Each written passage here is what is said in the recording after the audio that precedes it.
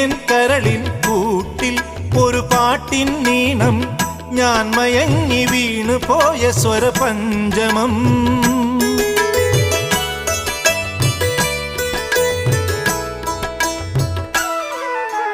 മെല്ലെ ഇതൾ വിരിയും മനസ്സിൻ ചിമിഴിൽ ഒരു പൂവൽ ശലഭം തേൻ തിരഞ്ഞു ചുണ്ടൊഴിഞ്ഞ സുഖസാന്ത്വനം ചില്ലുവാതിലിൽ ഒരു കാറ്റിൻ കൈതൊട്ടുവോ ആരോ കളിയായി കാതിൽ പെയ്തു